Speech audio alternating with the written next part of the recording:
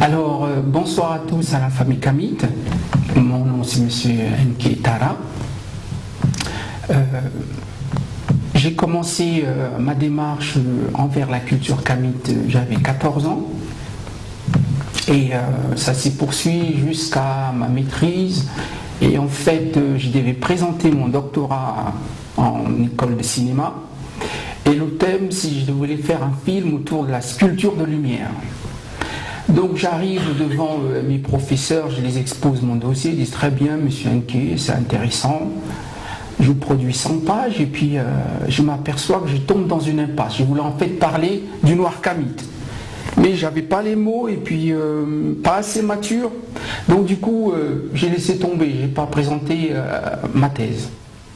Donc ça a pris du temps et jusqu'à ce que j'en suis arrivé il y a 4 ans, où d'un coup les ancêtres se sont mis à me parler, enfin, ce que je cherchais dans les livres et tout ça, je me suis aperçu, c'est pas dans les livres. Et là j'étais un peu choqué parce que beaucoup d'entre nous, quand on se réveille, on veut connaître qui on est, on se dirige naturellement vers les livres. Et malheureusement, la plupart des livres qui sont produits par les égyptologues, suite à mes recherches, je m'aperçois que beaucoup des égyptologues nous ont menés dans l'impasse. Et le travail qu'ont fait nos pères, comme chez Anta Diop ou Théophile Obenga, c'est important, mais il faut qu'on continue à approfondir la démarche, mais cette fois-ci dans une vision purement africaine. Je m'explique par là, les égyptologues ont essayé de traduire le Médounétais via la vision européenne, et cette vision-là, c'est celle qu'on nous déverse dans tous les films, les livres, et malheureusement, beaucoup d'entre nous sont très influencés par cette vision égyptologue. Alors, je tiens simplement à dire que je suis contre l'égyptologie. C'est quelque chose que je pourrais considérer le jour où on aura l'europologie ou la chinologie. C'est-à-dire que ce n'est pas aux étrangers de nous expliquer qui on est, c'est à nous de dire aux étrangers qui on est. Donc, à partir de ce moment-là, quand on commence à regarder le Médou, qu'on dit Nété, avec les langues africaines, je me suis aperçu qu'en fait, tout ce qu'on nous a appris, que j'ai appris à l'école du Louvre ou par rapport aux ouvrages, les prononciations n'étaient pas bonnes. Je donne par exemple un exemple. Akenti, les Égyptiens vont dire Akhenaton, alors que c'est Akenti. Et pourquoi? Parce qu'Nti, dans beaucoup de langues africaines, ça veut dire le dieu de lumière. Par exemple, dans la langue maternelle, Iton de ma famille, quand on veut dire Dieu, on dit Nti. Donc quand on dit Akhenaton, c'est égyptologue. Hein? Et un autre exemple, c'est par rapport, quand on veut parler du dieu de lumière, on dit Ra, le dieu soleil. Or, c'est faux, c'est Tara. Et là-dessus, je vais revenir par rapport aux hiéroglyphes bien précis, où on s'aperçoit que quand on veut détruire un peuple, il faut d'abord détruire son image. Et comme on le sait tous, quand Dieu créa l'homme, il le fit à son image, et pour lui donner une identité, il lui donna un nom. Ça veut dire, il utilise le verbe pour créer une image. Donc l'image et la langue sont liées. Donc pour détruire un peuple, il faut détruire son image et détruire sa langue. Et quand on détruit, il faut le remplacer parce que la nature a horreur du vide. C'est pour ça qu'après qu'on nous a interdit les représentations de notre spiritualité, hein, on nous a ensuite interdit l'utilisation de nos langues. Hein, ça va de pair. C'est pour ça qu'aujourd'hui on se retrouve à parler des langues occidentales, à louer des spiritualités étrangères. Et ce qui est encore plus fort, c'est que quand on étudie cette spiritualité étrangère, je veux dire entre guillemets, qu'on va dire les religions révélées comme le christianisme, le judaïsme et l'islam, quand on maîtrise tous ces paramètres, on s'aperçoit que c'est en fait la spiritualité kamite. Hein? Donc, comme je disais, la meilleure manière de détruire un peuple, c'est détruire son image, ensuite sa langue. Et la manière encore la plus insinueuse, c'est ne pas éliminer la personne, mais de le posséder. Ça veut dire on va l'utiliser comme des pantins, et on finit par nous-mêmes devenir l'instrument des gens qui veulent nous autodétruire. Et eux, ils se lavent les mains en disant, vous voyez, les Noirs, ils ne peuvent pas se sentir entre eux. La preuve, c'est qu'ils s'autodétruisent. Et cette intrusion dans l'esprit du noir, ça se passe comment? Je prends un exemple, quand on prend par exemple la Bible, on nous dit Dieu créa l'homme, Adam et Ève, et entre guillemets c'est des blancs, et puis le noir apparaît avec la malédiction de Cham, où le blanc maudit devient noir. Or, tous les textes scientifiques prouvent que le premier homme sur terre est noir. Hein? Ça veut dire qu'ils lisent et donnent à l'envers. Et en même temps, ils se disent, on vous a dit qu'il y avait un noir dans l'histoire, mais ils ne disent pas qu'en fait, les premiers hommes, c'était des noirs comme c'est prouvé scientifiquement. Et si les premiers hommes, c'est des noirs, ça veut dire que, vu que Dieu l'a créé à son image, ce Dieu est noir. Et c'est ça le grand problème des cultures qui nous dominent. C'est ce racisme spirituel qui ne veulent pas accepter que Dieu est noir. Hein? Pourquoi Dieu est noir? Ça, c'est l'une des grandes questions à laquelle je vais répondre par la suite. Dans la mesure où, quand on regarde l'univers, on s'aperçoit que l'univers est constitué de masse noire et d'énergie noire. C'est pour ça que quand on regarde l'univers, la couleur la plus dominante, c'est le noir. Et les scientifiques ont déterminé que la partie la plus visible, elle représente à peu près 1 à 2%. Les astres, les étoiles et les poussières. Tout le reste, c'est la masse noire et de l'énergie noire. Ça veut dire, sans cette masse noire et énergie noire, il n'y aurait pas d'étoiles, il n'y aurait pas de vie. Hein? Et c'est grâce à cette observation que nos anciens ont décidé de nous appeler Cam. Et beaucoup de gens pensent que Cam veut dire le charbon. Le charbon ne représente que la matérialisation de la lumière au niveau minéral. Hein? Cam veut dire en fait matière noire, énergie noire, et quand on regarde dans notre corps, on trouve de la mélanine qui va être cette matérialisation de la lumière au niveau biologique. Hein? Et cette mélanine aussi, on la retrouve dans une partie de notre cerveau, hein, qui nous permet d'être équilibrés. Ça veut dire quoi? C'est que nos ancêtres n'ont pas décidé de nous appeler noirs par rapport à notre peau, mais ils ont décidé de nous appeler noirs par rapport à la substance qui permet de donner un reflet de couleur noire à la peau. Hein? Ça veut dire en même temps que le noir, il est obligé d'entrer dans la profondeur pour trouver sa définition aussi bien au niveau céleste que terrestre. Avoir une définition à la surface de la peau nous pousse tout simplement à voir superficiellement notre culture et à nous donner une définition spirituelle superficielle de nous-mêmes. Hein? Et beaucoup des livres d'égyptologues, quand ils parlent du mot Cam, ils disent, ils se limitent au morceau de charbon qu'on nous montre tout le temps. Oui, c'est un morceau de charbon qui sert de déterminatif. Hein? Or, c'est beaucoup plus profond que ça. Dans ce rapport de masse noire, énergie noire, mélanine, concentration de la lumière, qu'on retrouve concentrée dans le charbon, qu'on retrouve concentrée dans le sol, on est en train de dire indirectement à l'homme noir, au kamite, si tu n'es pas lumière, tu ne peux pas exister. Donc le mot kamite est implicitement lié avec la spiritualité. Et notre grand problème, c'est que en ayant été envahi et imposé le christianisme, l'islam et autres religions, le noir inconsciemment rejette toute cette spiritualité. Et en rejetant cette spiritualité, inconsciemment, il se retrouve sans rapport avec le divin. Or, les preuves sont là, le mot noir veut dire lumière noire. Et on sait tous que le mot Dieu veut dire lumière. Hein? Dei, la lumière du jour, qui a donné Lumen, hein? Et qui chez nous donne Tara, Sara, Nti, Zambé, Tata, on a plein de mots. Ça veut dire qu'on n'a pas attendu les Occidentaux pour nommer la lumière. Hein? Donc, à partir du moment où le mot Kam veut dire lumière, ça veut dire qu'on est des dieux. Hein? Et en ayant eu cette invasion des cultures occidentales, entre guillemets, qui nous disent oui, il n'y a qu'un seul Dieu, et vous appelez des dieux, ça donne le polythéisme.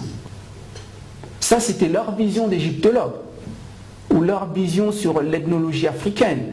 Pourquoi? Quand on lit la Bible, Jéhovah, Yahvé, El Shaddai, Adonai, ça ne veut pas dire que les chrétiens sont des polythéistes. Mais dès qu'il s'agit des Noirs, quand ils disent Ta, Tara, Sara, Nti, ils disent ah, c'est du polythéisme. Or c'est faux, c'est exactement la même chose. Malheureusement, j'ai tellement d'images à proposer que si je commence à entrer là-dedans, on va passer des semaines. Donc, ce que j'ai fait, c'est que j'essaie d'exprimer un peu ce que j'ai pu exprimer en 7 ouvrages de 1400 pages, hein, qui ne servent qu'à déterminer, à expliquer que Kam veut dire lumière. Et que par rapport à cette lumière, l'homme noir a une obligation. À partir du moment où le mot noir veut dire lumière, ça veut dire que toute personne qui n'aime pas la lumière, c'est comme s'il n'aimait pas Dieu. Et à partir du moment où on n'aime pas Dieu, ça veut dire que rien ne peut marcher. Dans nos textes sacrés, il est net pour nos anciens, l'homme noir sans louer la lumière africaine n'a pas de sens. Et quand on regarde par exemple le mot lumière qui sert à être la tête de l'église ou la tête de la congrégation, ça veut dire grâce à la lumière, c'est la lumière qui va nuire un peuple. Hein?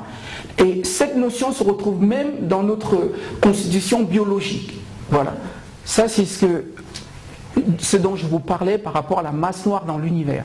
Ça, c'est ce que les scientifiques, la masse noire, ici, 23% dans l'univers, et l'énergie noire, 73%. Donc c'est le noir qui domine. C'est de là que vient l'origine du mot kamite.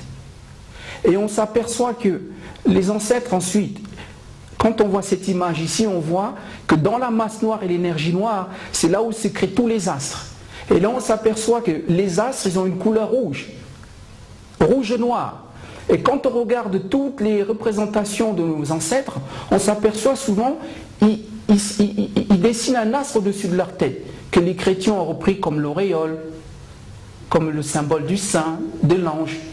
Hein? C'est parce que les ancêtres sont aperçus que la première lumière qui est créée dans la masse noire, l'énergie noire, on appelle ça en astrologie l'astre rouge ou l'astre de carbone ou l'astre noir. Ça veut dire que c'est les astres les plus lumineux. Hein? Plus de 300 fois, voire 500 fois plus lumineux que le soleil. Ça veut dire que nos ancêtres ne louaient pas le soleil. Ce qui les intéressait, c'est la lumière. Et la lumière maximale. Et quand on va dans la mélanine encore, on s'aperçoit que la mélanine de l'homme noir, hein, elle est faite de noir et de rouge. D'accord? Et on l'appelle le mélanine. Et c'est la mélanine la plus mature. Et qu'est-ce qu'on voit ici dans la représentation de symbole de lumière? Le point noir et rouge. Ça veut dire, ils disent encore, l'homme noir c'est une manifestation de la lumière. Hein? Et à partir du moment où on est défini comme lumière, ça veut dire qu'on a intérêt à être des esprits brillants. Donc la médiocrité chez nous n'a pas de place. Et la meilleure manière de nous détruire, c'est de nous rendre ignorants. Nous donner des informations erronées, nous faire des études qui vont servir d'autres peuples, hein, c'est nous dénaturer complètement. Alors, à partir du moment où on est fait pour être des esprits brillants, alors il faut la culture qu'il faut. Il faut les bonnes informations. Parce qu'on est comme une machine tellement performante, il suffit de donner une mauvaise information, on se met à faire les pires des conneries. Donc ceux qui nous étudient, qui vont fouiller la vallée du Nil et qui nous étudient comme des ethnologues, etc., et ils savent très bien qui on est. C'est d'ailleurs pour ça qu'à chaque fois qu'il y a un problème, ils viennent nous chercher. Hein? Ça a commencé avec l'esclavage. Tout le monde sait que le mot esclave vient de slave, les Slaves. Donc les Européens ont commencé d'abord à se mettre entre eux à l'esclavage. Et quand ils ont découvert le nouveau monde, ils ont commencé d'abord par envoyer les leurs. Mais ils ne tenaient pas. Hein? Ensuite, via les Arabes, ils ont commencé à envoyer des Noirs et puis on tenait. Ah, ils se sont dit, ah, ces gens, ils sont costauds. Et pourquoi? Parce que vous avez vu, comme j'ai montré ici, l'énergie noire et la matière noire dont on est issu. Tous les scientifiques reconnaissent que c'est l'énergie la plus puissante. Rien qu'une petite goutte d'énergie noire, c'est une énergie puissante. Et le noir a toujours symbolisé une énergie sur laquelle on s'appuie, comme par exemple le charbon qui a aidé à la révolution industrielle, le pétrole qui a aidé à la mondialisation et au capitalisme, à la consommation de masse. Hein? Et maintenant, on est en train de s'apercevoir qu'on va passer à l'énergie solaire. Hein? Et comme la lumière ultime, elle est noire, on revient encore, on va encore utiliser les noirs. C'est d'ailleurs pas anodin que quand l'Amérique va le plus mal, qu'ils ont décidé de choisir Obama. Hein? Quand l'Occident passait son temps à s'entretuer avec la guerre mondiale, parce que c'est pas les premières, hein. L'histoire européenne est faite de guerres. Et quand ils regardent l'Afrique en disant oui, chez vous c'est que des guerres, le tribalisme, etc., s'ils regardaient leur histoire, honnêtement, il y a plus de guerres en Europe qu'en Afrique. Et ça, c'est des guerres qu'ils ont formatées entre eux. Alors que nous, chez nous en Afrique, c'est plutôt eux qui viennent armer, parce qu'on n'a aucune industrie d'armement. Hein? C'est eux qui viennent avec des concepts politiques, économiques occidentaux qui ne sont pas les nôtres. Le socialisme, le communisme, ça n'a rien à voir avec notre culture. Hein? Et pour les aider encore à départager, il fallait les Noirs pour venir affronter les Allemands et les libérer contre le nazisme. Ça veut dire que ceux qui nous dominent connaissent très bien notre valeur. Les seuls qui ne savent pas leur valeur, c'est les Noirs. Et je ne condamne pas les Noirs parce que jusqu'à présent, dans les ouvrages, il n'y a pas de quoi nous aider à comprendre qui on est. Quand j'ai commencé à m'intéresser sur le mot Cam, je m'attendais à une dizaine de pages. Mais je vous assure, le jour où mes livres vont sortir, c'est 7 livres qui analysent le mot Cam en profondeur. Moi-même, j'étais surpris. C'est carrément une Bible. Hein? Donc, par rapport à ça, je vais faire une petite pause. Si vous avez des questions, ensuite, je vais continuer. Oui, en attendant que le conférencier puisse répondre en 2-3 minutes, s'il y a des personnes qui n'ont peut-être pas compris quelque chose, est-ce que tout le monde comprend ce que c'est qu'un mythe? Non. D'accord, peut-être qu'on va commencer par là. Alors, d'autres questions? Alors. Ça serait peut-être utile effectivement de expliquer le mot crâne, l'histoire du crâne, parce que beaucoup ne connaissent pas cette histoire, l'origine de ce mot, la Bible et le reste. Et peut-être aussi vous tenez-vous votre définition. Ok. On peut prendre encore une question. S'il y a d'autres questions, c'est juste le temps de venir sur la page. Voilà. Voilà, pour ma question, j'aimerais que l'orateur essaie toujours de mettre en perspective toute son explication par rapport à la compréhension actuelle. Voilà. On essaie de comprendre. Sur le mot Cam. Le mot Cam. Ok. Et tout l'historique. L'historique du mot Cam. Par rapport à la perspective biblique, il faut déjà comprendre une chose, c'est que Cam n'a jamais été maudit par Noé. Hein? Noé, quand il maudit Cam, il dit tu seras l'esclave de ton frère le plus sage. Ça veut dire quoi? L'ignorant doit apprendre auprès du sage. Et ce que les Occidentaux, certains, pas tous, ont fait en nous mettant en esclavage, ils ne nous ont rien appris. Je reviens au mot Kam. Donc, ici vous avez le Medunete, hein, qui veut dire Kam. Ici, là. Qu'on a représenté comme un charbon. D'accord? Et quand on va dans la peau du noir, on s'aperçoit que la mélanine a la particularité de se regrouper comme le mot Kam, dans la peau. Ça veut dire que nos ancêtres, ils étaient conscients de ça. Hein? Ça veut dire quoi aussi? Quand on va aussi dans le cheveu, le poil, en macrobiologie, on s'aperçoit aussi que la mélanine se regroupe presque pareil que dans la peau. Voilà l'origine du mot Kam. Et ensuite, quand on renverse cette mélanine comme ça nous donne une forme pyramidale. Ça veut dire que voilà encore l'origine de la pyramide. C'est une manière de dire on est fier d'être de la lumière noire incarnée sur terre, les fils de lumière, les dieux. Cette forme, c'est le premier regroupement dans la peau de la mélanine. Elle a la forme d'une empreinte digitale. Ça veut dire que avant de passer à cette image, on vient d'abord et ici. C'est ça qu'on retrouve dans toute la peau du noir, cette forme un peu partout. Et quand on va à l'intérieur de cette forme, on trouve cette forme. Ça veut dire que le noir, son empreinte digitale, il doit aller la voir au niveau biologique pour savoir son histoire. Et on sait tous que l'importance de l'empreinte digitale, avec les papiers, les passeports, ça veut dire à partir de ton empreinte digitale, on peut déterminer, on peut avoir toutes les informations sur toi. Donc nos ancêtres, ils ont étudié tout ça, et ce mot a donné le mot Ta, qu'on trouve dans Kémit. Ça veut dire la terre. Et la terre noire en question, c'est la mélanine. Donc on s'aperçoit que ici, ce vocable qu'on écrit Kam, K-A-M, associé à ce vocable ici qu'on a trouvé dans Ta, ça a donné Kamit.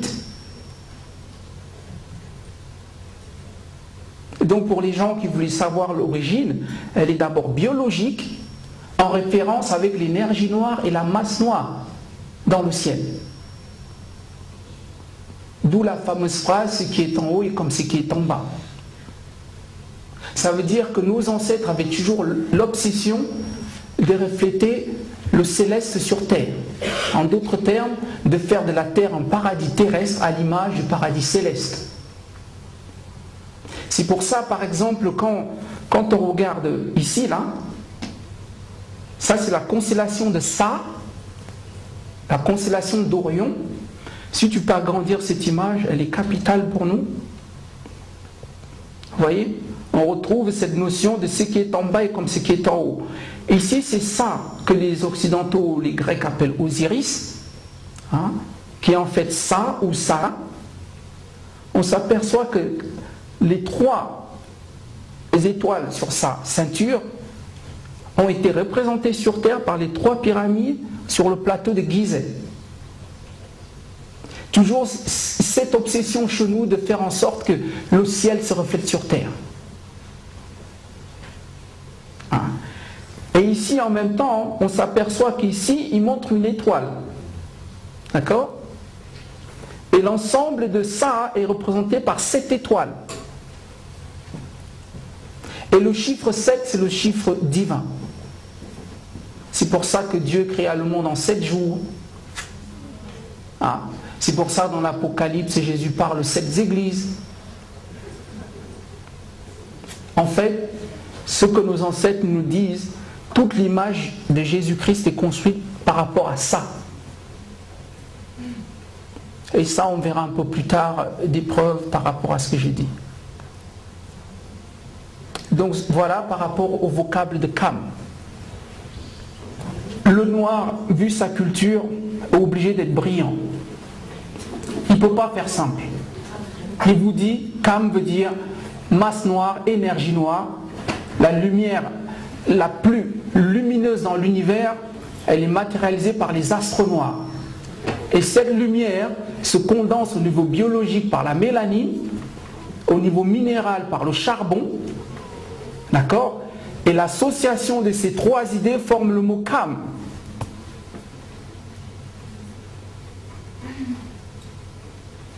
Je ne peux pas être plus simple que ça. J'ai une digression, Keita. Bonsoir, je m'appelle Philippe Joloboto, que me connaissent sous le nom de Snyder. Il est important lorsqu'on se lance dans une recherche, et je pense que Keita m'appuiera, il est important de d'abord se déconstruire. Il faut désapprendre. On arrive ici avec des idées préconçues, et ce sont des idées préconçues qui sont en nous de manière atavique depuis 1483 au Bamo, avec l'arrivée de Diego Cao en Afrique. Et je pense que Keita pourra peut-être parler de l'arrivée et de métissage culturel au moment où les Grecs, les civilisations de Ptolémée, les pharaons Ptolémée sont arrivés en Afrique. Donc il est important de se déconstruire, de désapprendre, de ne pas venir avec des idées préconçues qu'on a reçues par l'éducation occidentale. Je l'ai reçue, mais j'ai été chercher ailleurs. Merci. C'est justement ce dont je parlais au début. C'est que si on se tourne vers les égyptologues, ils vont se limiter à Kam, morceau de charbon. Personne ne va vous parler de masse noire, d'énergie noire, de mélanine dans la biologie. Personne. Hein? Je ne vais pas vous cacher que si les ancêtres ne m'avaient pas aidé, je n'aurais jamais trouvé. Je n'aurais jamais trouvé. Donc c'est par rapport à ça que j'essaie d'expliquer que le Médounétais doit prendre une autre direction que celle insufflée par les égyptologues. Et nous devons refuser l'égyptologie. Il n'y a pas d'américanologie, il n'y a pas d'europologie. Hein? Pour notre santé spirituelle, c'est des ouvrages qu'on doit lire avec beaucoup de pincettes. Il faut plutôt se retourner vers les langues africaines. Hein? Et revoir en détail le mot dont on nous parle pour trouver le vrai sens de ce mot. Je vais montrer cette illustration par rapport au mot Ra, que les égyptologues disent c'est Ra, mais qui est en fait Tara. Le mot Ra est composé du cercle, qui veut dire lumière, qui est en fait Ra, et ensuite il y a ce petit bâton ici. Hein? Comme j'ai montré tout à l'heure, c'est le Ta, qui est le symbole de la mélanine dans notre peau. Donc quand on additionne le Ta et le Ra, on a Tara.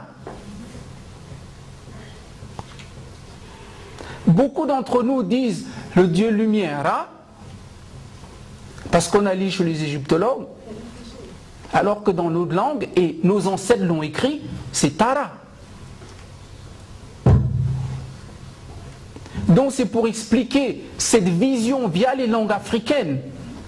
Et dans les langues africaines, Tara ça veut dire Dieu, ou Tata, Dieu de lumière. Et Dieu de lumière noire par rapport toujours à l'énergie noire, à la masse noire, celle qui crée toute manifestation de la lumière dans tout ce qui existe. Tout ça pour dire, quand vous allez vers le Médounétais, allez-y avec un esprit très critique, via les langues africaines. Interrogez-vous sur chaque représente, ce que les égyptologues disent, ok, maintenant je regardais comment nous on le dit à notre manière, et là vous êtes pris.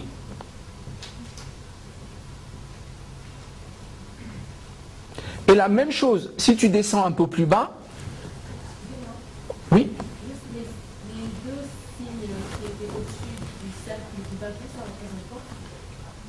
Ici, c'est la bouche et la main. S'il vous plaît, je pense qu'on doit laisser le conférencier faire sa conférence jusqu'à la fin et ensuite on passera aux questions. Voilà, c'est simplement la bouche qui est le R et la main qui est le E. Et ça veut simplement dire que le cercle ici, la lumière, sert de déterminatif. La même chose. C'est pour ça, par exemple, on dit ta pour Dieu. Hein? On peut dire tara, on double le ra. C'est la même chose en fait.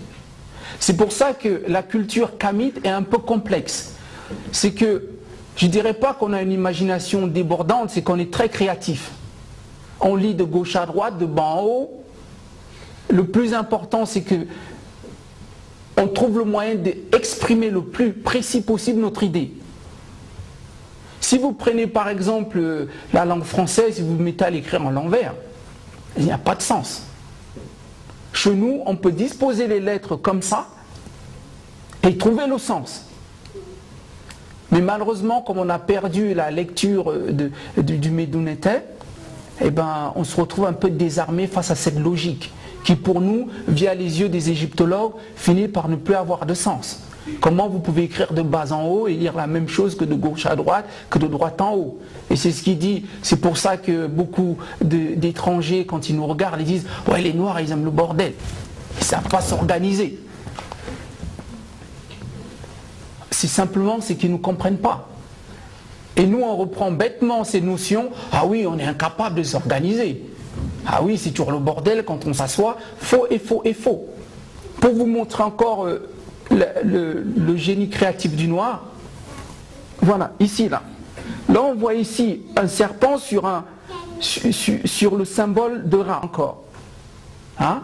Ce serpent, simplement, on va représenter encore ce ta. Hein? Et ça se lira para, para. Pour finir, je vais encore analyser un dernier mot, c'est le mot néter.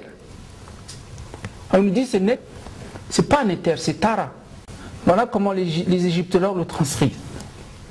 Ici, il n'y a pas de lettre N, on ne sait pas où ils le sortent.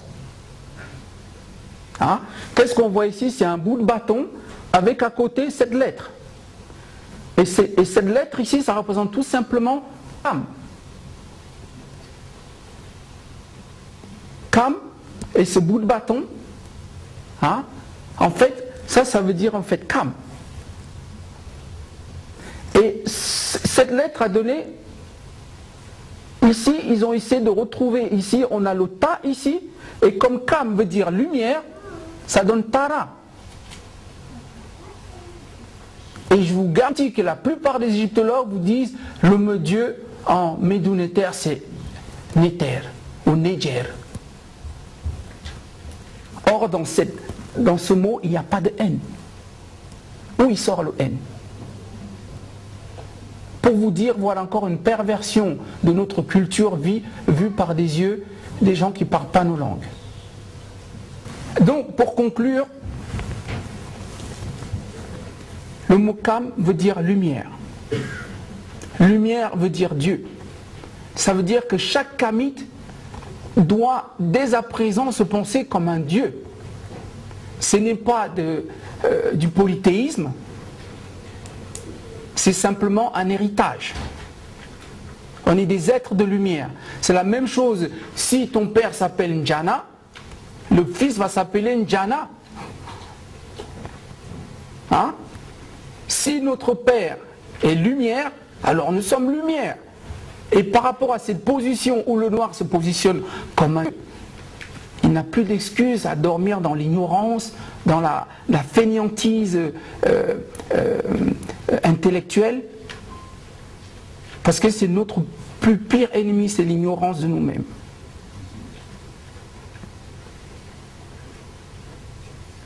C'est pour ça que j'ai voulu insister sur le mot Kamite, vu que c'est une fête autour du mot Kamite. Je vais dire dessus pour qu'on parte sur des nouvelles bases, pour que chacun d'entre nous se soit comme un Dieu. Ça veut dire une lumière. Et de ce fait, nous avons l'obligation de briller pour relever les défis auxquels on fait face. Parce que pour le reste du monde, il y a deux questions qui se posent. Le noir va-t-il être à la hauteur des défis qu'il rencontre, ou alors il va falloir qu'on le fasse disparaître? Dans l'économie mondiale, le noir représente à peine 1%. Dérisoire. Demain, si tous les noirs partent, l'économie ne bouge pas. 1%. Or, quand on regarde l'Afrique, c'est comme une île paradisiaque. Les richesses qu'il y a en Afrique regroupent toutes les richesses qu'il y a dans tous les continents. Certains experts vont jusqu'à 6 fois. Ça présente devant notre Créateur. On n'a aucune excuse. Il a fait de nous des dieux. Il nous a mis sur une terre dont le sol est immensément riche. La surface, la nature est immensément riche. Et quand on mange tous les produits issus de la terre, il y a tous les minéraux, toutes les richesses des minéraux qui passent dans l'alimentation. Ça veut dire notre constitution, elle est très riche. Nous retrouver dans une position de pauvreté, c'est un non-sens total.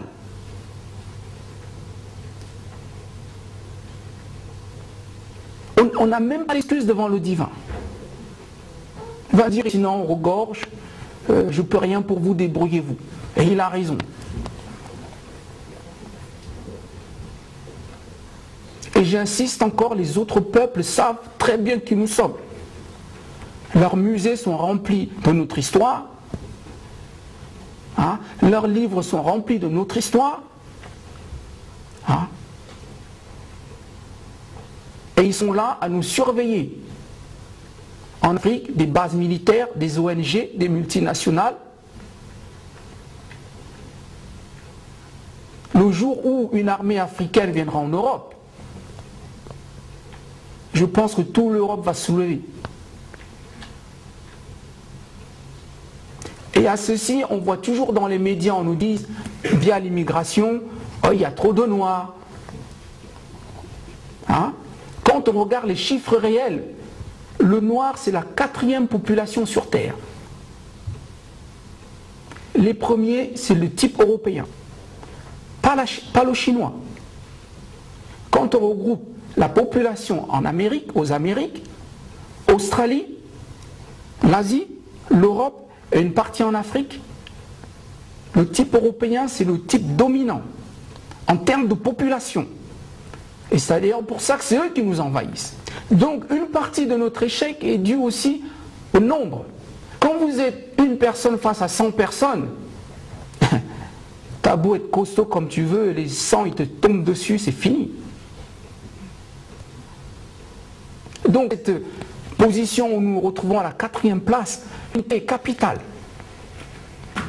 Le noir doit s'unir comme sa mélanine est unie dans sa peau, sinon il n'est pas noir. J'en veux pour preuve, je vais continuer sur une image où on analyse le type de peau. Ici là, on a le type noir, donc on appelle la mélanine mature eumélanine, ici, d'où la mélanine rouge et noire, qu'on a vu tout à l'heure dans le mot qui symbolise la lumière chez nous. Hein? Et on s'aperçoit ici que sa mélanine est regroupée et plus grosse. Et quand plus on va vers les types les plus clairs, la mélanine est petite et dispersée. Ça veut dire que si l'occidental a une tendance à l'individualisme, c'est sa biologie, il répond à sa nature. Hein? J'ai rien contre. Ils répondent à leur nature. Mais le noir, qui est individualiste, il ne répond pas à sa nature, il est dénaturé.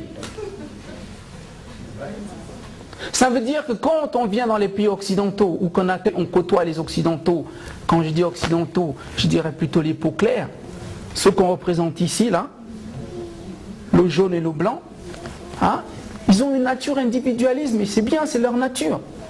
Mais nous, on n'a pas à les copier. C'est ce qu'on fait via la culture d'éducation qu'ils nous donnent par rapport à leurs écoles, leurs diplômes, leurs entreprises. Hein? Et tant qu'on n'aura pas des écoles à nous, nos entreprises à nous, on va apprendre à être individualiste, hein, et à nous autodétruire. la culture occidentale, n'en déplaise à beaucoup d'entre nous, n'est pas bonne pour le kamite. La biologie nous le dit.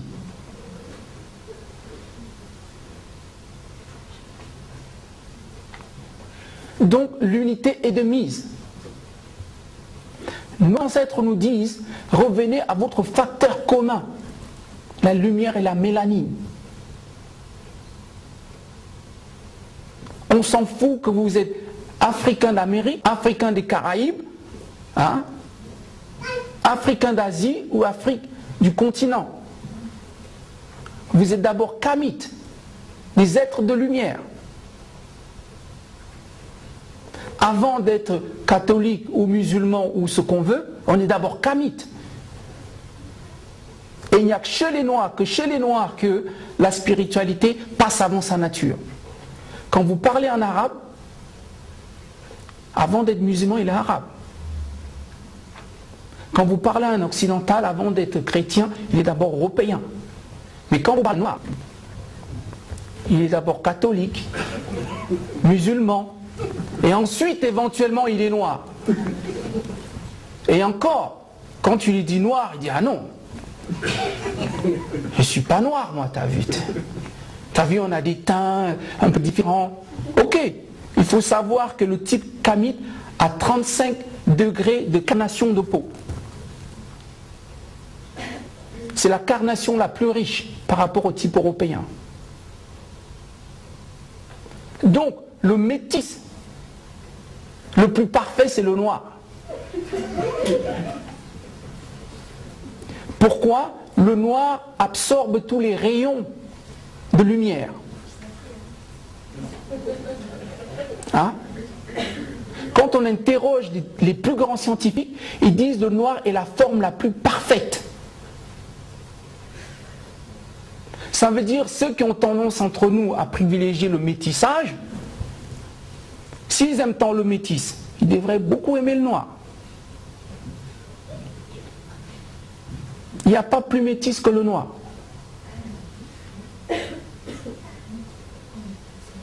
Donc nos ancêtres nous disent quoi? Arrêtez de vous définir par rapport à d'autres peuples. Regardez votre biologie, regardez le ciel. Et vous saurez qui vous êtes.